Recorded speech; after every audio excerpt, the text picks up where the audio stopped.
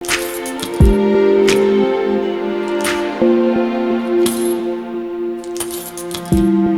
To one பக்தி நேயர்களுக்கு வணக்கம். நான் கலைப்பிரியா பழனி. இன்னைக்கு நம்ம கூட யாரு இருக்காங்க அப்படின்னா திருச்செந்தூர் சௌகார்த்திகா சுவாமிநாதன் மேம் தான் இருக்காங்க. வணக்கம். வணக்கம்.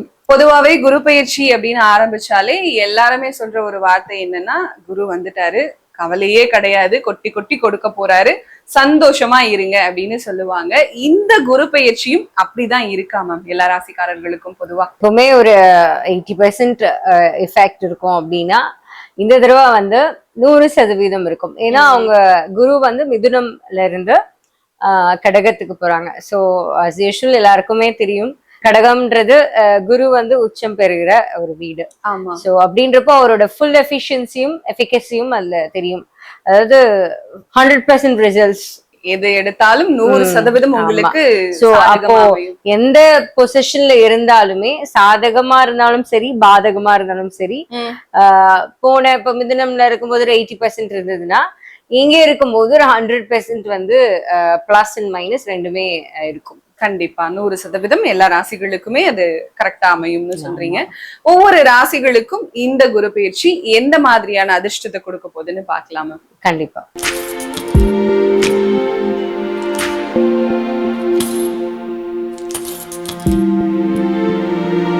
அடுத்ததான் விருச்சிக ராசிக்காரர்களுக்கு இந்த குரு பயிற்சி எப்படி இருக்கு மேம்?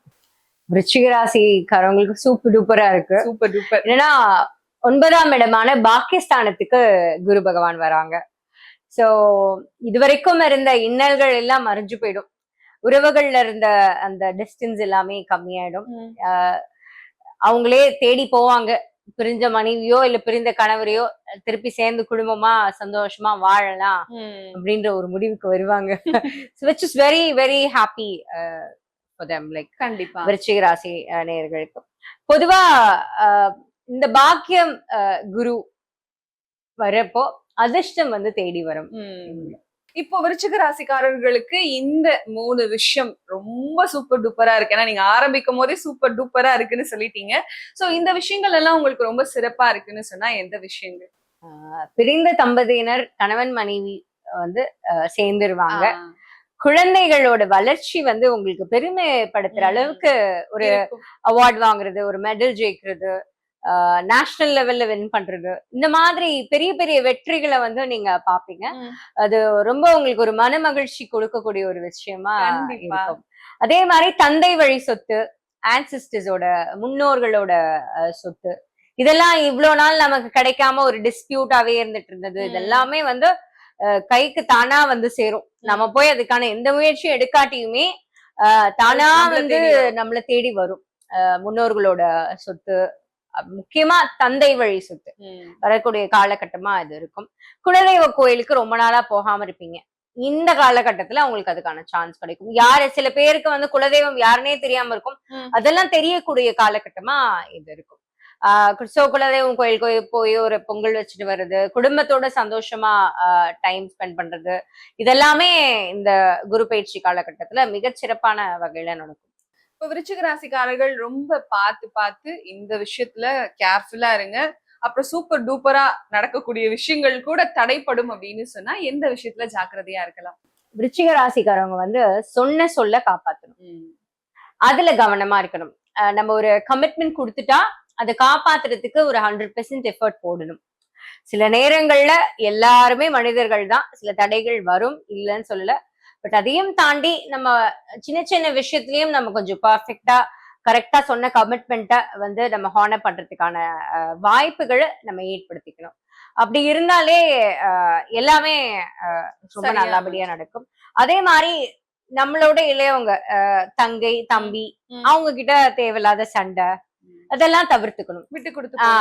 கசின்ஸ், நம்மளோட சின்னவங்களை வந்து வயதுல சின்னவங்களை வந்து கொஞ்சம் அவங்களுக்கு என்ன வேணும்னு கேட்டு வாங்கி கொடுக்கறது, தேவையில்லாத ஒரு ஆர்குமெண்ட்ஸ்ல வந்து ஈடுபடாம இருக்கிறது, அவங்களுக்கு கொஞ்சம் நிம்மதியா விட்டுறணும் ஃப்ரீயா.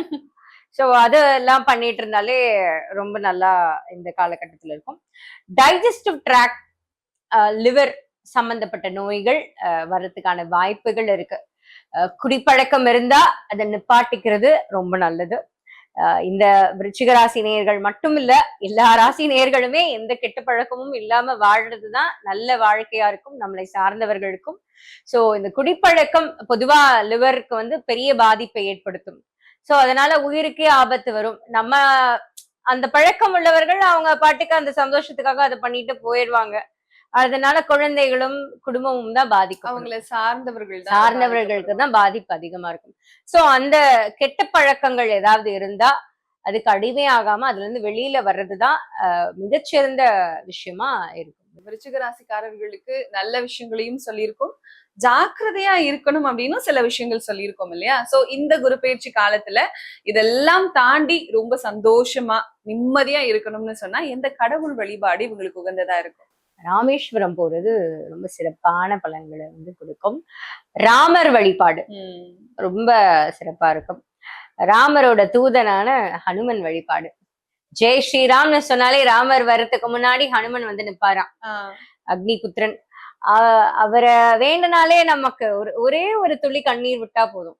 ஹனுமன் வந்து பார்க்கதான் அவ்வளவு பெருசா இருப்பாங்களே தவிர அவங்க அவ்வளோ நமக்கு அன்பை பொழிஞ்சிருவாங்க. குழந்தை மனசு அப்படிங்கிற மாதிரி. ஆமா, அந்த மாதிரி. சோ ஹனுமனை வழிபட்டா அவர் கைவிடவே மாட்டாரு. ஆபத்து காலங்கள்ல நமக்கு துணை நிற்பாரு.